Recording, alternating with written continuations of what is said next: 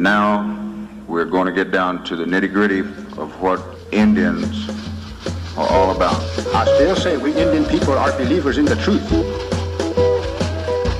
This is the way of life that was given to your people. You're born an Indian, you're going to die an Indian. Indianness is a good life. You're facing an Indian this afternoon. This week on Muskogee Vision, we feature sights and sounds from the Gathering Place, located at 31st and Riverside Drive in Tulsa. If you haven't been to this attraction yet, go check it out. It's amazing and there's no admission charge. On this week's program, Jennifer Thompson recently signed to attend college on a bowling scholarship.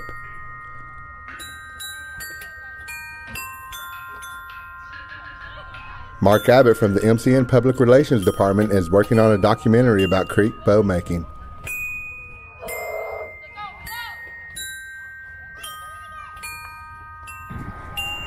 And we have some update on the legal cases that affect tribal citizens.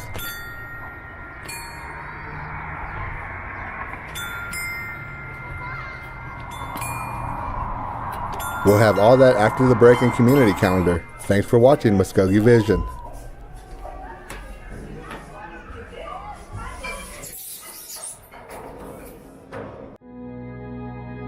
The way we present ourselves sends a message.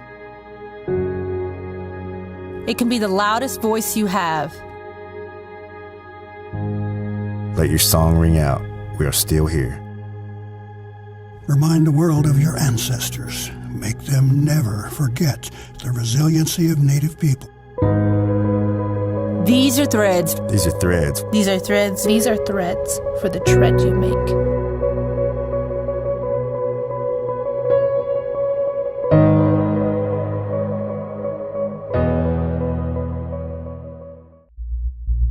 Hey guys, it's your Muskogee Vision Community Calendar. It's banner season. We are offering a variety of banner styles for parades, awards, graduates. 10% off all banners for schools and nonprofit organizations. For more information, contact Muskogee Creative. Email at creative@muskogeemedia.com. 2019 Senior Games, Friday, May 31st. For more information, contact Christy Carson at 918-732-7765. Spirit of Oklahoma Football Camp.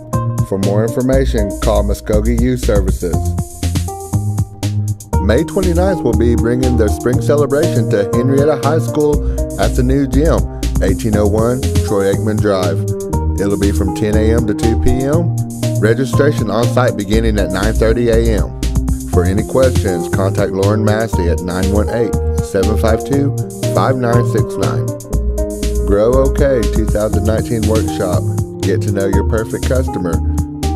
Several workshops will be held throughout the state throughout the summer as well. This workshop will be held from 9 a.m. to 4 p.m. Lunch will be provided. Please register at growok.org. GED classes provided by the Muskogee Creek Nation Employment and Training. Classes begin May 6th at the College of the Muskogee Nation in room 103. Address is 2170 Raven Circle here in Okmulgee. The schedule is Mondays and Tuesdays from 4:30 to 7:30. For more information, contact Employment and Training at 918-732-7773. Youth Mental Health First Aid. A young person you know could be experiencing a mental health or substance use problem. For more information, call Nancy Mason at 918-549-2557. Creek Nation Festival 5K is back, Saturday, June 22nd. 3 ways to register. You can do it online, you can mail in the form by June 19th, or you can register in person by 5 p.m. on June 19th as well. For more information, contact Sean Partridge at 918-732-7979. Thanks for watching, and I hope to see you at some of these great events.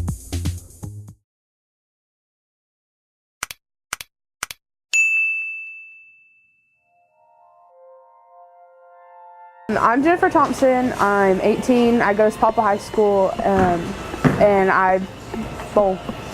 I signed my letter of intent with Newman University. They're from Wichita, Kansas, and so to sign with them is one of my biggest accomplishments so far because I get to do what I love and also go to school. I actually played softball for the first 11 years of my life, and I come from a softball family. Well, my team broke up, so my mom's rule is that we have to play a sport in high school just to keep us active and keep us going. So my mom was like, well, let's just take you to the bowling alley and sign you up for a league. And so she signed me up for the Saturday morning youth league, and my coach, Herschel, he started coaching me and made me into the bowler I am today. I am a 3-time national qualifier for the Junior Gold National Championships. I made the All-Star team for the high school league the past 3 years since we started. I've been anchor for the past 3 years on my high school team, and I am a 2-year member of the Queens All-City team. The anchor is I bowl, so we only bowl 4 girls per game, so we bowl 4 frames, and the anchor is basically the person who bowls the 10th frame to just kind of finish the game out and hopefully end on a good note. I participate in my ceremonial grounds. We danced this past weekend, but I'm an active member there. I'm from Polecat Ceremonial Ground, their Yuchi ground. I'm Yuchi. I speak Yuchi kind of fluently, and I'm from there. They're out of Kellyville, and I just run around. I'm in choir, so I do that. I like bowling because it's a competitive sport, but also you make a lot of friends and it's really laid back a lot of the times because of your friends, and you bowl with most of the people that you know.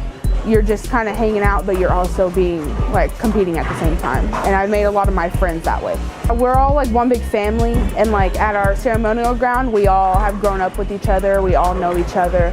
And bowling, if you make a good 5 friends, then you're usually bowling with them in almost every tournament, and you just know everybody in those tournaments.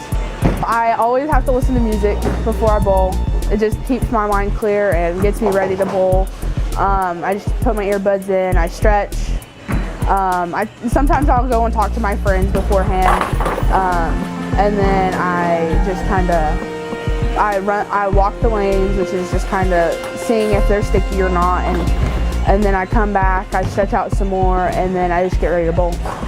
Bowling in the Pro-Am, in my very first Pro-Am for the first time, because I watched bowling and I was like, oh my gosh, these are the celebrities, and then I go and bowl in the Pro-Am, which you bowl with those pros, and so then I see all these pros and I'm like, oh my gosh, they're real people, and then that's where I met one of my best friends at. So it's going to be a lot of work. I have to bowl 4 days a week for a month just to train and get data on me, and then hopefully get better in bowling and just become a better bowler and make more friends. My highest game is a 279. I bowled that at a Pepsi tournament a good 2-3 years ago. I had a 9 miss in the first frame and then 11 strikes in a row, and the most strikes you can get in a game is 12. So, and then my highest series is a 703. I bowled that on a Wednesday league in my junior pros league. So I bowled that there, and my highest average is a 200, 199, something like that. So, well, scholarship, so with other high school sports, you get your scholarship based on the high school portion. Bowling isn't that same way because bowling isn't high school sponsored. So you get that by competitive bowling, by bowling in tournaments, by bowling in all of these things. And so I was looking into it, and I had talked to a few colleges, and this one I was like, I don't want to go too far away, but I don't want to stay too close. So I went up there to visit the college, and the coach talked to me, and I just kind of felt like I was the best fit for me.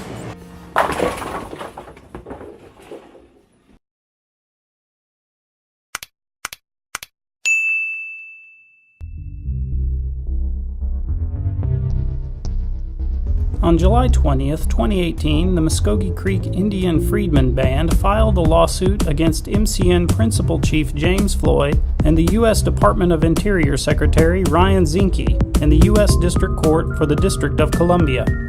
The suit alleged that the Muskogee Creek Nation perpetrated race-based discrimination to deny Freedmen descendants MCN citizenship and sought to gain full citizenship for these descendants. On May 6th, this lawsuit was dismissed without prejudice by Judge Colleen Kohler-Cotelli. According to the memorandum opinion, quote, "The court finds that plaintiffs have failed to exhaust their tribal remedies. Plaintiffs do not allege that they ever applied for citizenship and were denied citizenship by the MCN. Accordingly, the court will dismiss without prejudice plaintiffs' complaint in order to allow plaintiffs to exhaust their tribal remedies." On May 8th, Principal Chief James Floyd issued a statement in regards to the dismissal.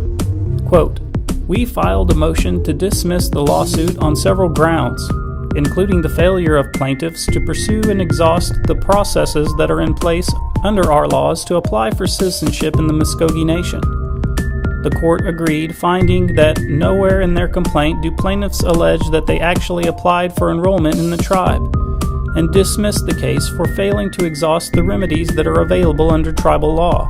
July 17th, Eufaula Indian Community CEO Judd Pickering, Treasurer Tawana Susie Deer, and Office Manager Lydia Anglin were charged by MCN with the theft of nation's funds, program income, and other federal funds. All three individuals entered pleas of not guilty.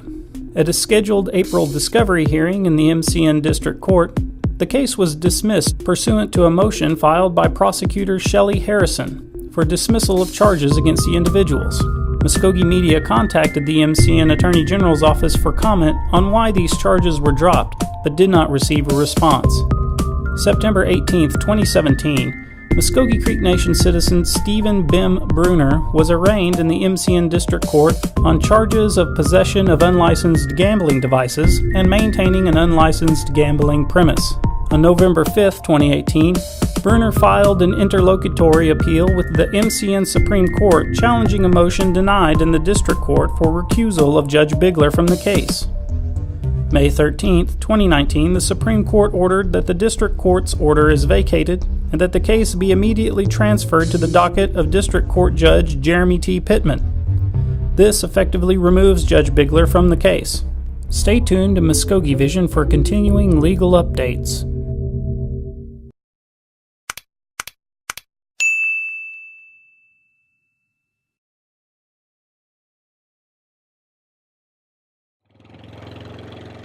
With the onslaught of technology in our modern world, it's rare that you find an individual who constantly looks back in time to a simpler way of life, even though it requires more work. For the Muskogee Creek Nation, that man is John Brown. He's a bow maker in the traditional sense, but he makes more than that. He also makes arrows, blowguns, darts, and traditional canoe paddles, all from the materials he finds in nature, like our ancestors did. However, what sets him apart even more is the time that he takes out of his busy schedule to teach others how to recognize the elements you need to make these articles of antiquity and how to make them correctly. And he would say it's because he was taught by the best. Down here today, I'd like to remember Mike Berryhill. You know, he was my Mahia. He was my teacher. All the things that he taught me and showed me down in these same woods is one of the things that I'm trying to pass on, that for our future generations to be able to enjoy and for us to remember all these things.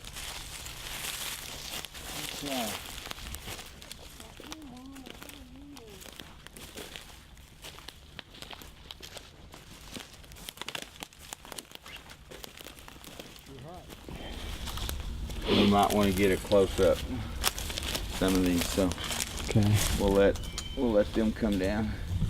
This is an old bodark tree, and you can see a piece that we've cut out here once already. We've come down and cut some, but what I want to do is we call it reading the bark. So one of the things to remember when you're looking for the trees or trying to find one, out of 100 boat arcs, you'll finally find one that you can make a bow out of. But one of the things that you look for, we call it reading the bark, and the bark will twist.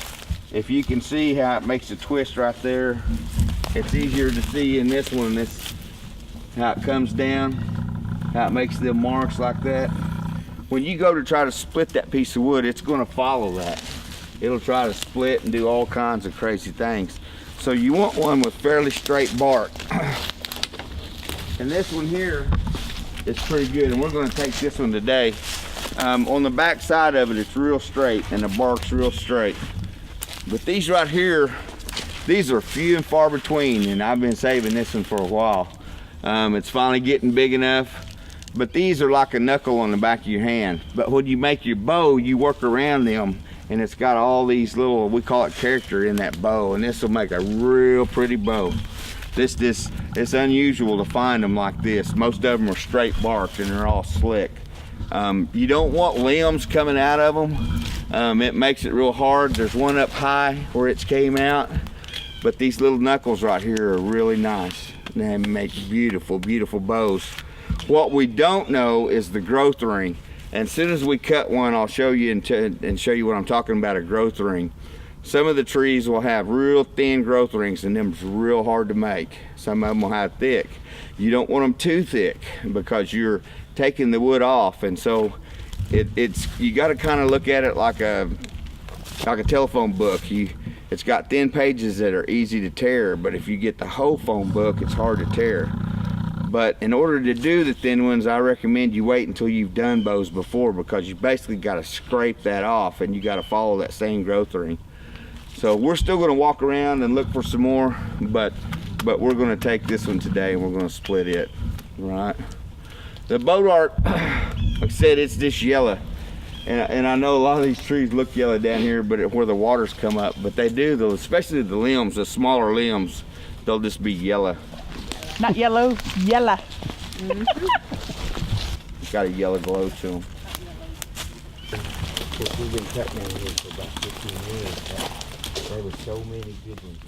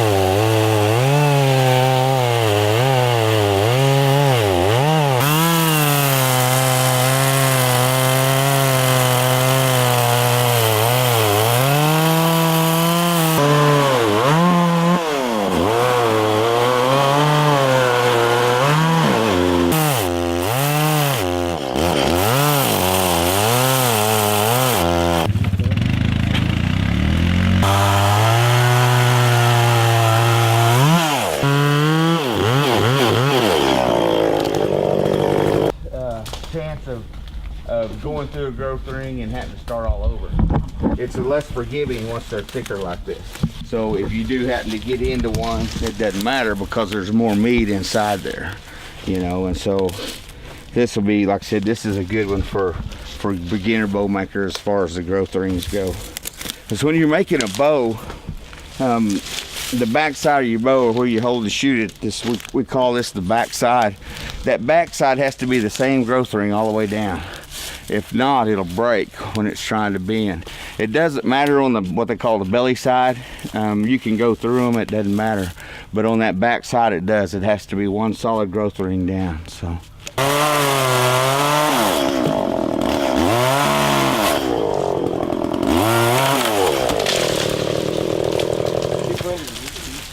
Planted it right back. Got it?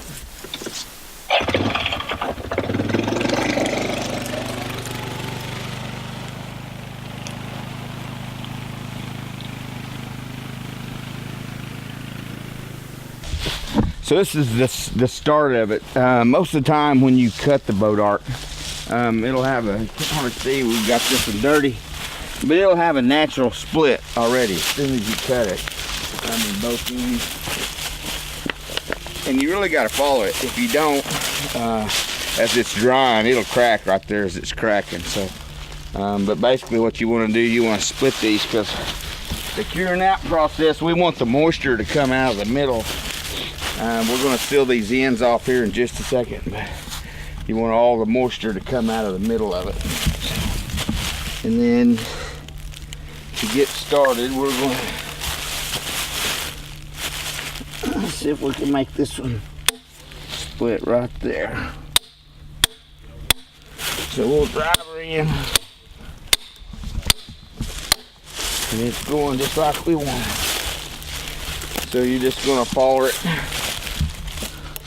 follow the crack.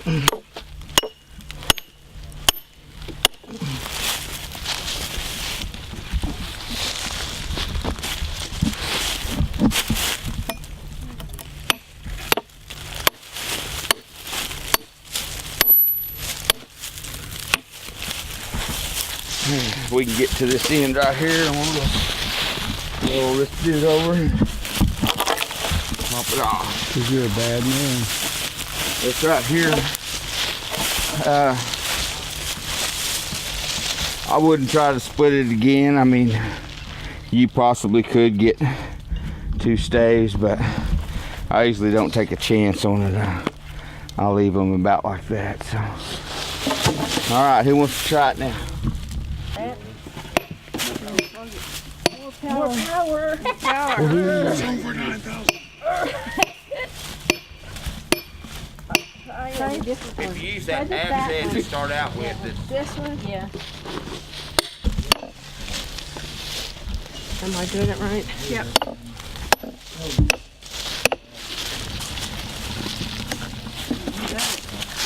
You got it, girl.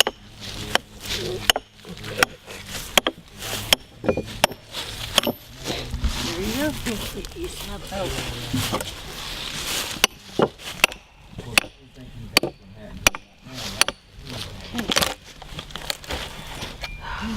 Alright. Yeah. Just pull it. You can probably pull it. Pull it? Yeah, just pull it. Yeah. Woohoo! Yay! Thor! Alright. Mike used to use, when we started out, we used Cannon wax. You can buy Gulf wax. It's getting hard to find, but you can still find it like Walmart and stuff. They'll sell that Cannon wax, but you'd heat it up and you would dip the ends down in it, and it actually just sizzled, you know, but it coated the ends pretty good. Then over the years, we found out that just about anything will work. You can use spray paint, any types of glue, Elmer's glue. We'll just take, and you use about 4 inches up all the way around. And then we just pour it all over it. Make a good seal, get it good and thick. Seal that dude up. Now what you're doing with this part of it is you're sealing this end of it, and we'll seal that end too. But you want all the moisture to come out of the middle and not the ends. What causes wood to crack is the loss of moisture. When it starts to dry, it'll start to crack, and so if you'll coat the ends, it'll keep it from, we call it checking. Because if you don't coat it and you get a check-in into a crack, man, it'll crack all the way down as it dries. So we want it to dry in here. We don't want it to dry out the ends, so we don't want the moisture to come out the ends. So get the other end of it. So that's the first stage of it. The bark and the sapwood of these have to come off. And so after you get it home and you start stripping the bark and the sapwood, then I recoat mine where I've stripped this off. Let me get this over in where the camera can see it. But all this layer right here, you can see how it's white down the side, and the bark, all that has to come off. If you don't take that bark and sapwood off, you'll get bugs in here and they'll start boring down in it as it's curing. You'll have little holes in it, so that's why we strip that off. So anyway, all right, there's how you seal them. We'll get this up out of the way. Well, here's some, man, I've got some water too. That glue comes off pretty easy. It's water. Another reason I like to use it. We've got plenty of ball of water if you want to. Always do those. Okay. Yeah, now take that.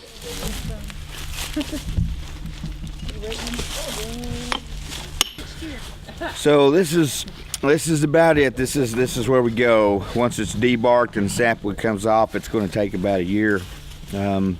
Next year, February, March, you'll be able to start working this down for a bow. So we'll have a bow class somewhere around the second week or the third week of March. We'll start it.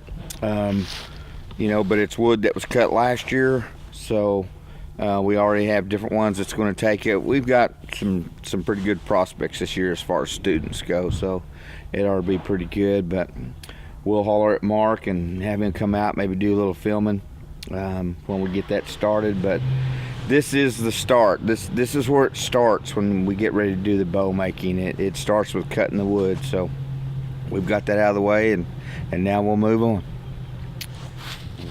So many a young man and woman have learned this fine art from Mr. Brown and are still learning, so he's still teaching. It's good to know that some of our ancient ways won't die and fade away into less than memories. You can almost hear one of the old ones say, "Hey, that's a pretty good bow." For the Public Relations Department of the Muskogee Creek Nation, I'm Mark Abbott.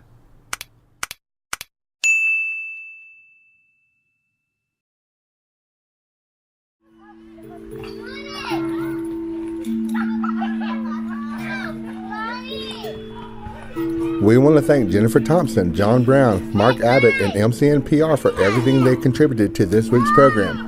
Mado. Thanks for watching Muskogee Vision, and once again remember that Mado means thank you and Hadamji Jathi's means see you later.